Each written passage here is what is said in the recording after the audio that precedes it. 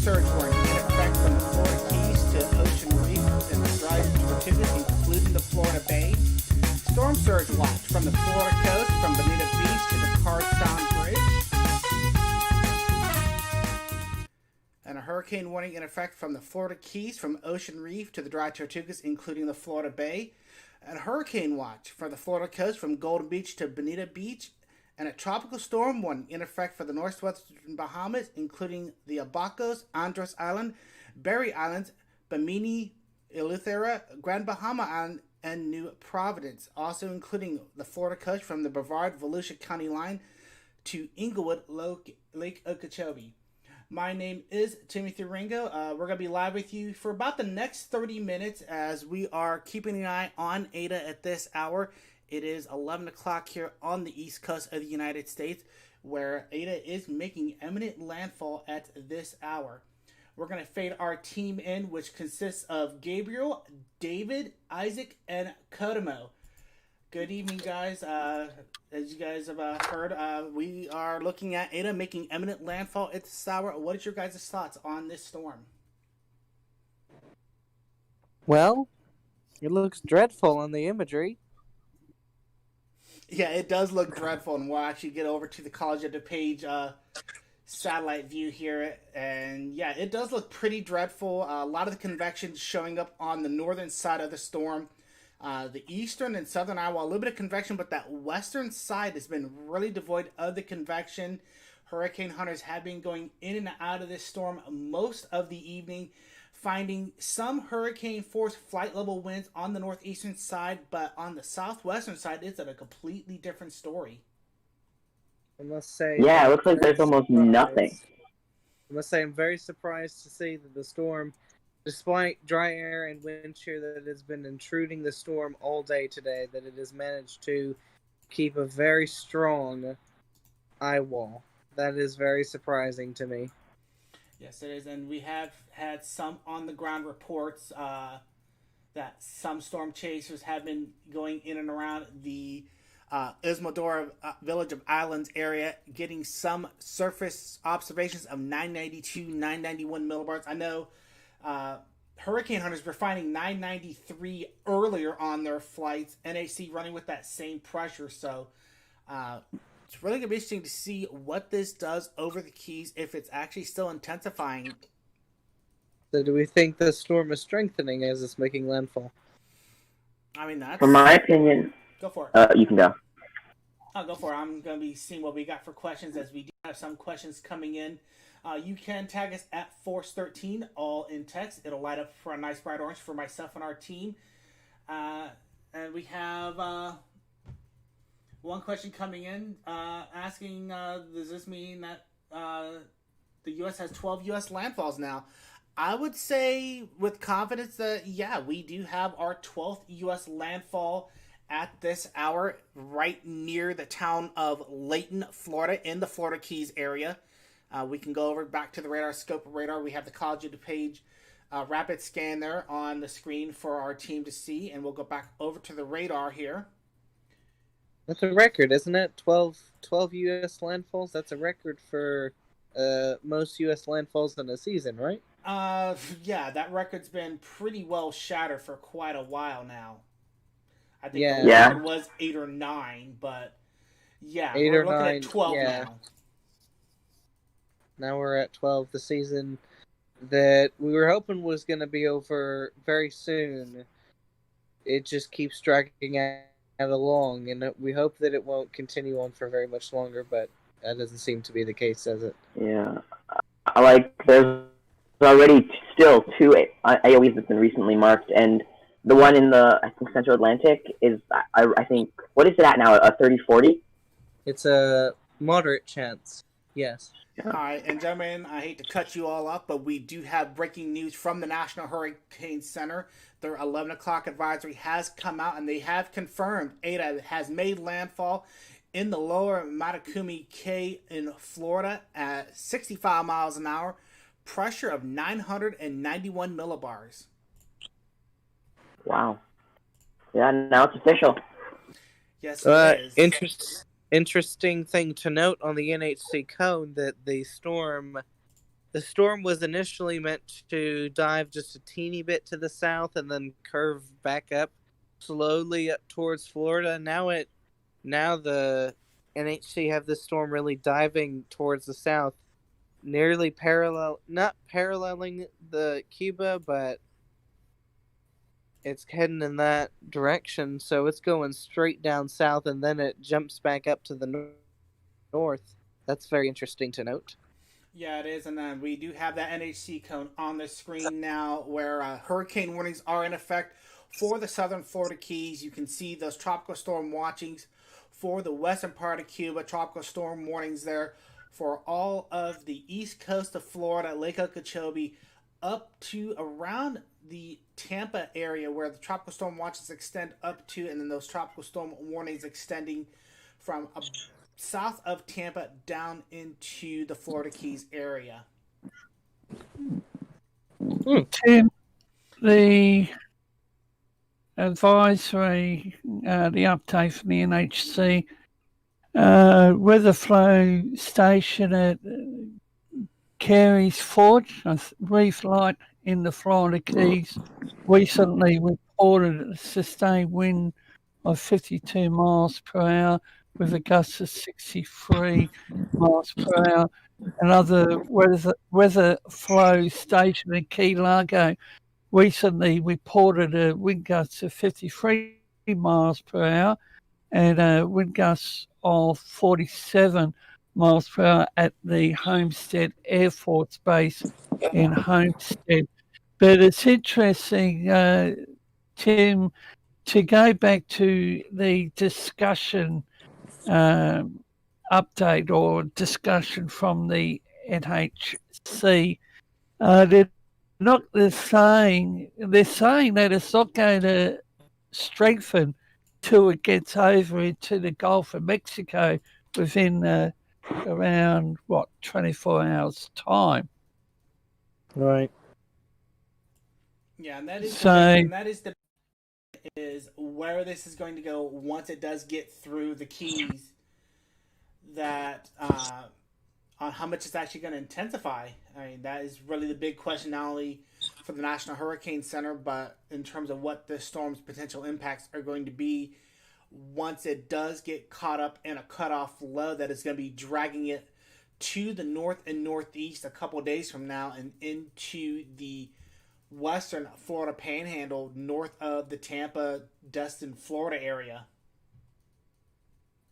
it's interesting to note that the system is expected to turn northwest this evening around the north side of the cutoff. As you mentioned, just to the south of western Cuba, the tropical cyclone should turn west-northwest to westward overnight, and a southwestward motion is expected on Tuesday as it pivots around the upper low. Yeah, and that's what we're seeing, David, with the NHC track is it's going to go through the rest of the Florida Keys, may make a potential northern glancing landfall just north of the Key West area. And when it does make that turn south, we could see another landfall in the Key West area down near the Dry Tortugas, and then it's going to make that southerly turn, may bring some blustery conditions to the western side of Cuba, and then it's going to pull north. And however long it's going to stay over the Gulf is going to determine on whether or not we see this become just a standard tropical storm on its way into the northwestern corner of Florida, if we could be looking at a hurricane later on. Just something concerning to bring up with that more southerly dip. It is going to be traveling into much warmer sea surface temperatures than it's currently got. It's currently over sea surface temperatures of about 26, 27 degrees Celsius, but if it dips down into near western Cuba like the NHC are forecasting, you're looking at waters of 28 to 29 Celsius, which is conductive of a very significant cyclone, especially when it's going to be very slow moving these next few days. Absolutely, and we're going to take a quick look here as we're not really configured for full streaming. We are running on a bit of a skeleton setup here since This is from U.S. headquarters, so we're running 2 streams right now. We are running on the main channel here, and we also have automated stream with satellite and radar. If you just don't want to hear our commentary, you can always hop over to Force 13 US, where we do have that live automated stream of infrared and radar. So we do have both of those available for you. So we are going to take a quick look here, and we're not going to keep it up very long because obviously we have a lot of our information up there, but you can see that live shot out of Key Largo there being shown from Isaac's screen there. So that is what it's looking like there. Not sure if Isaac can give us a little bit of a description of what some of the conditions are there shown in Key Largo. Well, we're looking at, I believe this is southern Key Largo here, because there was a little bit of a lull in the winds not too long ago, about 10 minutes ago. It was pretty much dead calm, just a little bit of light rain, and now it's starting to pick back up a little bit now. So now they're starting to get into that inner core a little bit now.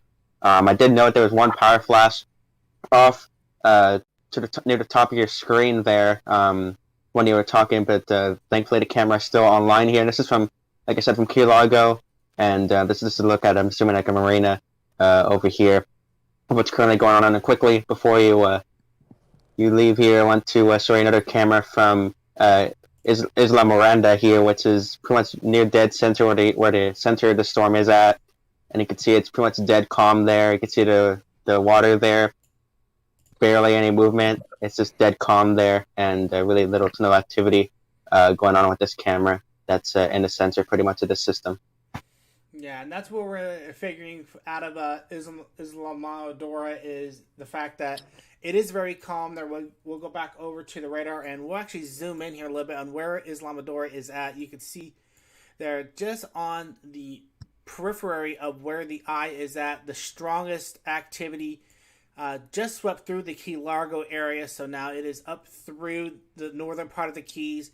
And we go further north, we do have a flash flood warning for Dade County. This does include the Homestead area, and we have this other flash flood warning for the Broward County area. This does include Hollywood, Fort Lauderdale, up towards the Boca Raton area. This particular one was marked as a PDS flash flood warning, where local emergency management officials were advising that roads were not safe to be on due to the flooding. So that is a potentially dangerous situation there. And there is another flash flood warning north of Boca Raton up to Boynton Beach.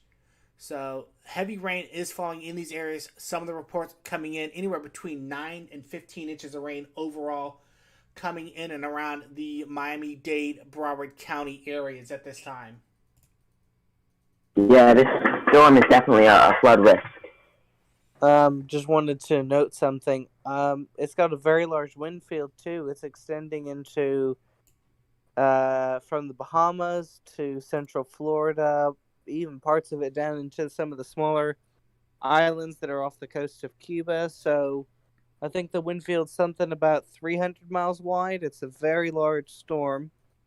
So all those areas that are in the warnings should be wary for tropical storm conditions, of course. Of course, with the rainfall, the bands are extending up most of the United States East Coast as well. Very large system here. Absolutely, and we do have that rainfall graphic up from the Weather Prediction Center, where we could see another 4 to 6 inches of rain along the Miami, Fort Lauderdale, West Palm Beach area, and then another 6 to 10 inches in the southern part of the Keys at this for the next 5 days. And then we're going to see what it's going to do by the time it does get back out over the open water on whether or not we see these heavier rains extend up north of the Tampa area up towards the Destin, Florida area, as it's forecast to cut across the upper part of Florida. So places that we could see get impacted later on in the week would be places like Tampa, Spring Hill, getting up towards Ocala, Gainesville, and maybe Jacksonville by the time it does try to cross over the Florida, northern part of the Florida Strait later on in the week.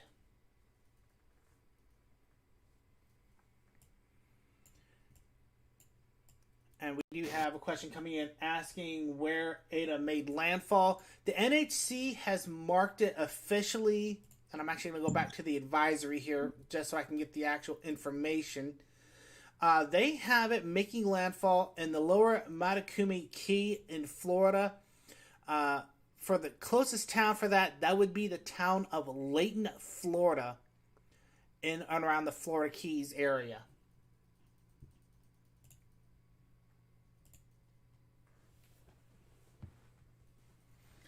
And some people are asking about the geography of the Keys. Yeah, Key Largo is in the northern part of the Florida Keys. Key West is the westernmost town on the Florida Keys. That is where US 1 runs to. It is the southernmost point in the United States. So that is where we're seeing these impacts at this hour. And if you guys just wanted to know. Go for it, Isaac. Oh, just wanted to quickly pop in and note on the camera, the winds are picking up a little bit here. If I had to guess, maybe winds gusting up to 50, 60 miles per hour, maybe around 40, 45 miles sustained, if I had to guesstimate here. So just to get back into, the worst this storm has to offer, at least for this location here in Florida. I just wanted to pop in and say that. Go ahead, Tim. Not a problem.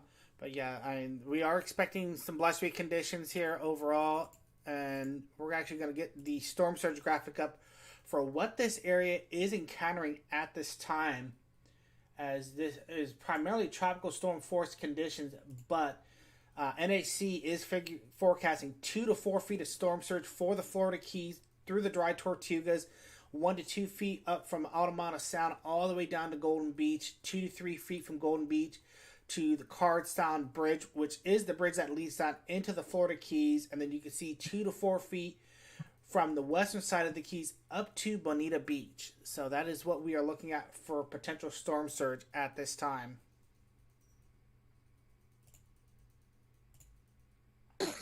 Yeah, and I currently have a webcam up, and from the webcam that I'm using, it's in Key Largo as well, or Largo. And from the perspective, you can see that there's quite a bit of flooding where it's located. It might be like someone's patio or something, but the area seems to be getting quite a lot of water, and the camera shakes from the gust, which I think it's just the bad placement of the camera more than anything that's making it shake. But still, some pretty heavy winds and gusts that can be seen, and the rain especially.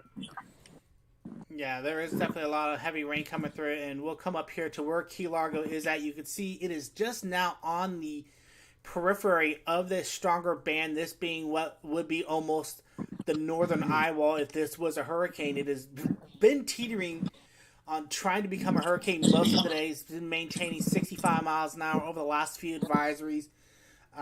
Recon is still in the storm at this hour. Let me see what they are showing as of their last observations. And it looks like they just did pass through the Keys. Let me see what we're showing on the raw data file for the extrapolated pressure. Looks like they are still getting 993 millibars through that area, and starting to get some readings on the eastern side of the storm. 55 knot flight level winds, a couple of them flagged, but overall it does look like this is pretty much sitting right about 65 miles an hour, which is what the National Hurricane Center did run with on their most recent update. Right. I'm pretty sure that once the storm does pass through the Keys and gets into the Gulf of Mexico the next few days, isn't it supposed to have a bit more favorable conditions that would allow it to strengthen? I'm not entirely sure. I've not had the chance to look at its conditions, but the NAC cone does have it strengthening to hurricane, so obviously shear has to be at least somewhat favorable for it, and we'll actually Shear might go down. The National Hurricane Center do predict that winds here should start to decrease, even if it isn't already, for the storm and allow it to strengthen somewhat here. So they predict, of course, for it to reach Category 1 hurricane intensity at this point. That could easily change, of course. This is kind of a really, a difficult storm to predict, unfortunately. I know we've said that for many other storms this season, but it remains the case for this storm as well. So the intensity could be a little bit higher than forecast, could be right at forecast here at 75-mile-per-hour peak, or it could be lower than forecast here. But it's supposed to be entering a little bit more favorable area for development here in kind of the southern Gulf of Mexico before it starts to get, at least from the National Hurricane Center, I think at least, starts to get slingshot to the northeast here. And once it does so, it's going to get it should start to encounter some higher wind shear and cooler sea surface temperatures, which should start to aid in its weakening, and that's why the National Hurricane Center, I believe, have it either making landfall or really close to making landfall again over Florida as I think a moderate and 50-mile-an-hour tropical storm, if I'm not mistaken. I could be wrong on that. Yeah, Isaac, we do have the multi-model diagnostic from RAMMB. You can see most of the model guidance there do keep it as a tropical storm, HMON, CTCX, and HWRF at a couple different intervals, thinking it could reach minimal hurricane status, and it's actually going to have the conditions to do it as we do go into Tuesday and Wednesday. Wind shear is going to drop to less than 15 knots. A couple spots, GFS thinking it could be down as low as 5 knots. So definitely the conditions are going to be favorable. Sea surface temperatures are going to be marginal at best, 26 to 28 degrees Celsius. Definitely going to be more than sufficient fuel for a storm to at least maintain intensity, maybe try to push for that Category 1 hurricane intensity. Definitely, it's even though we're still in November, and I can't believe we're talking about a storm threatening Florida in November here. The southern Gulf of Mexico is still easily capable of maintaining a major hurricane. I'm not saying that's going to happen with this particular storm. Don't want to go out and say that at this point, but just so you're aware here, just because we're in November does not mean the southern Gulf of Mexico can't harbor a major hurricane here. But like I said, fortunately, as it gets kind of slingshot to the northeast here, it's forecast to encounter, at least from what I've read, they could have changed it in this newest update here. It's supposed to encounter some higher wind shear and cooler sea surface temperatures along the coastline, and that's what should lead it to what be weakening upon landfall, not strengthening, unlike storms like Zeta and other storms this season. Yeah, Right. and I mean, on that topic, there is still like a 0-30 in the Gulf of Mexico right now that the NHC is marked, so it's unfortunately not over in the Gulf just yet. As Yeah, I it's- said earlier, 28 to 29 degrees Celsius. Even though we don't want it, we don't hope it'll get to. We don't even want it to get to hurricane status, but unfortunately, sometimes conditions are conductive of further strengthening, and it just happens to be very unfortunate that the storm has got a path of travel headed straight into Florida after further strengthening in the Gulf of Mexico is anticipated. Yeah, and speaking of that other interest you were talking about, Isaac, National Hurricane Center now has it at 30 and 40 on their tropical weather outlook out there in the Central Atlantic. So we could be looking at another system to keep an eye on as we do go through this next week. You can see Aydah there, right there in the Florida Straits, as we have been talking about for about the last 20 minutes or so, making landfall near Layton, Florida as a 65 miles per hour tropical storm, pressure of 991 millibars as of the 11 o'clock update from the National Hurricane Center.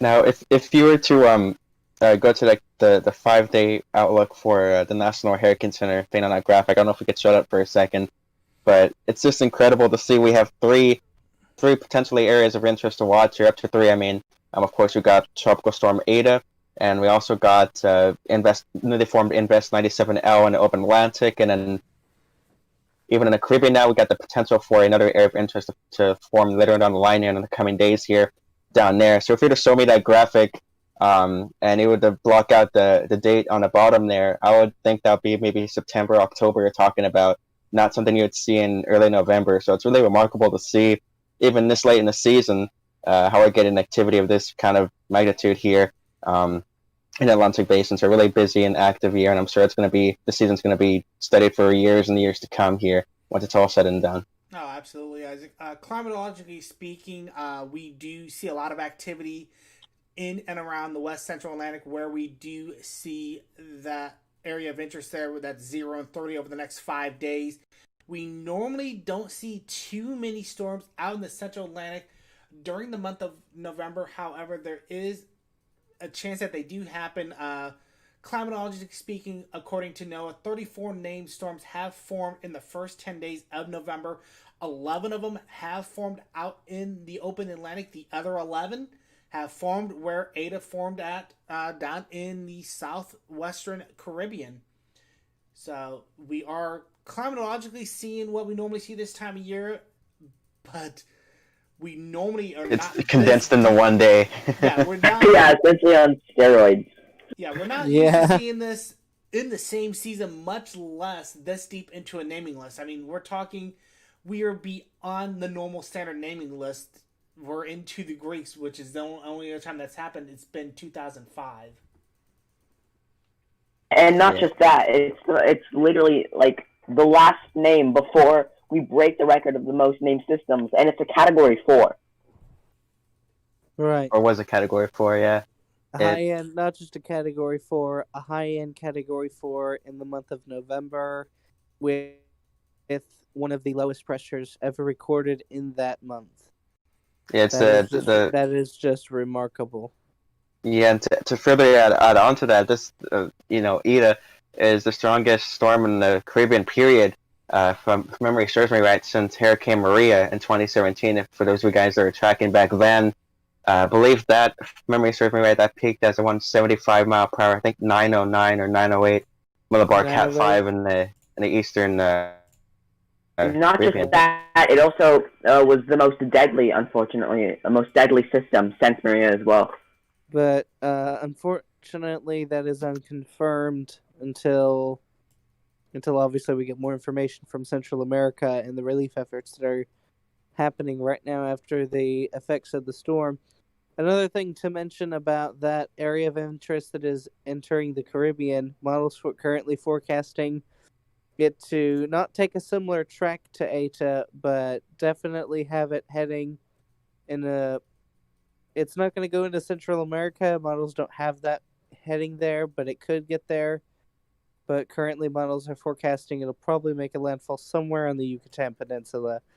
So and unfortunately sea surface temperatures also support another major hurricane if it were to be slow moving like Aydah was in the Caribbean. So definitely something to watch out for as we enter this next week.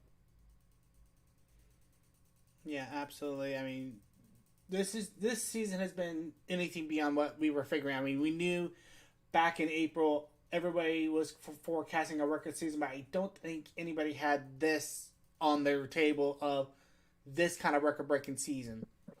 But we're going to do a quick tour of the tropics here in the Northern Hemisphere, as we do have Aydah here over Central Florida. This is that area of interest that is currently 0 and 30 over the next 5 days, and we have this area of interest that is 30 and 50 in the next 5 days. This one going to be going into the Western Caribbean, where we saw Aydah form at the end of last month. This area of interest is going to be going up towards the Azores, and I believe it's the Fiore Islands right off the coast of Africa. So that's where those two are going.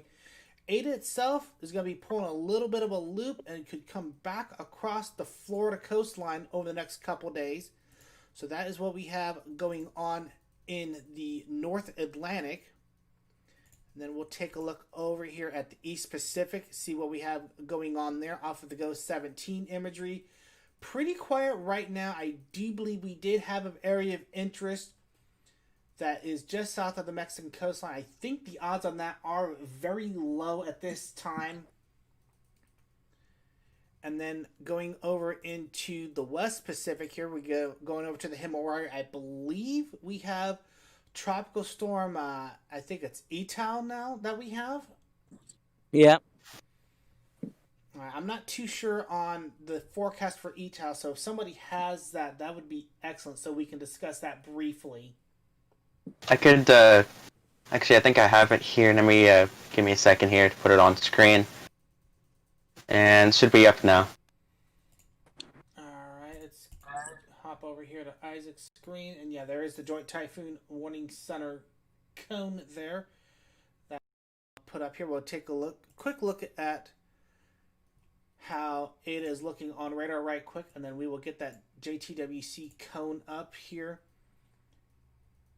right quick, and that is Etal, and looks like it's already past the Philippines. This is going to be making impacts in Vietnam. What is very disheartening is this area has seen a lot of historical flooding, especially once you get south of the Da Nang area into the east central part of the Vietnam area.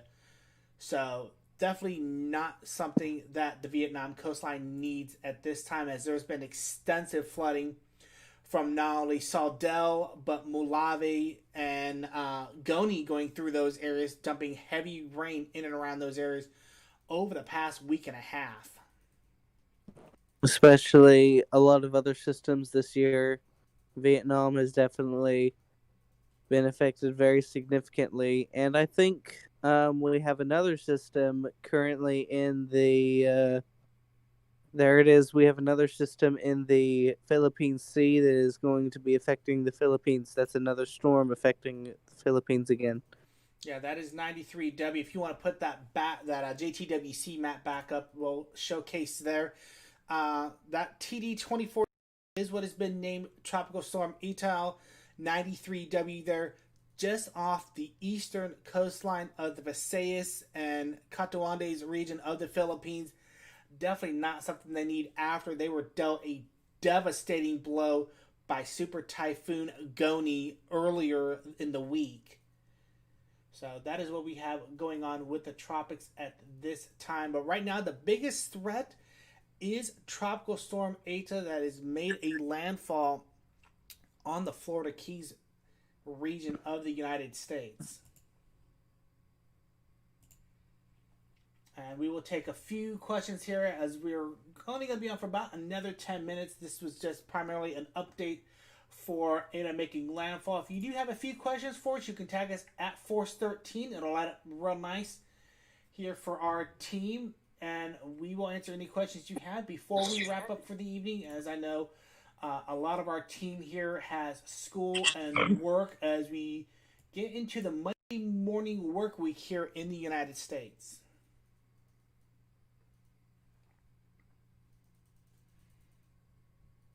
Doesn't look like we got any questions. Okay, so we will wrap it up here. Any final thoughts from our team? Definitely keep a close eye on Tropical Storm Eta here over the next coming days. The forecast track and intensity is still kind of up in the air. Even up to 24 hours, I would give or take here. For the most part, this could, be what exactly the National Hurricane forecast in terms of, intensity here. Could be a little bit higher than forecast, could be a little bit lower than forecast. Just really keep an eye on this really fluid situation. And just keep a close eye on it over the next few hours here and days as the system goes further into, crosses into the Gulf of Mexico here, where it should start to get into more favorable conditions than it's in right now. Invest 97L shouldn't be much of a threat for the United States. Well, shouldn't be a threat period for the United States here. More likely a threat for maybe parts of extreme Western Europe here, maybe as an extratropical system. And then that area of interest in the Caribbean, keep close on that one. That could potentially develop throughout the next 3 days here and pose a threat to perhaps Central America or parts of Mexico here. But that's really still up in the air. And of course, keep an eye on Tropical Storm Eta. And what was that other one? I think it was Invest 93W, 93 and 92W. Yeah, it's 93W. Yeah, and keep an eye on that one too, because that potentially could also develop. And unfortunately, like you said, Tim, earlier, threaten roughly the same parts of the Philippines that got heavily impacted by Super Typhoon Goni not too long ago. Tim? All right. That is going to wrap it up here on Force 13. Again, thank you guys for coming out at this late hour here, as we are just now approaching quarter till midnight here at United States headquarters. Our team will be back sometime tomorrow, either with a storm update or more live coverage on Tropical Storm Eta. You can keep an eye on this storm with our live radar and satellite over on Force 13 US. If you want to keep an eye on 93W and Tropical Storm Eta, we do have our 24/7 cyclone tracking live stream here on the Force 13 main channel. So that is going to wrap it up for our team here tonight at United States headquarters. Everybody in Florida, you do have hurricane warnings and flash flood warnings impacting your area. Stay safe. Listen to the National Weather Service, National Hurricane Center, and your local news outlets. And you can also keep an eye on our outlets here on Force 13, Force 13 US on Twitter and Facebook for any information that we may put out on this storm. So that's going to wrap it up here at United States headquarters. Y'all have a great night and stay safe. Good night.